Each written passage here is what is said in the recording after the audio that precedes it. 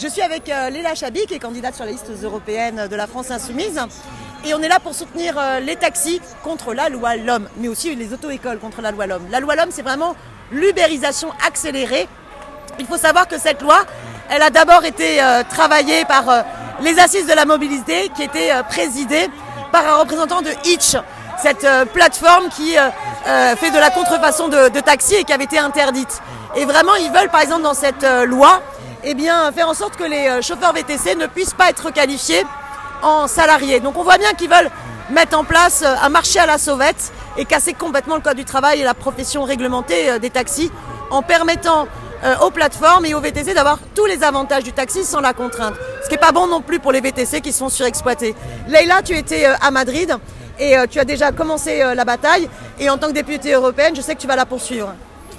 Oui Daniel, oui moi j'étais à Madrid la semaine dernière, on a rencontré des taxis qui s'organisent contre Uber, qui ont obtenu des victoires à Barcelone et qui s'organisent à Madrid et dans toute l'Espagne, et au-delà de ça qui ont lancé un mouvement européen qui compte bien influencer sur les politiques européennes, ça s'appelle Elite Taxi.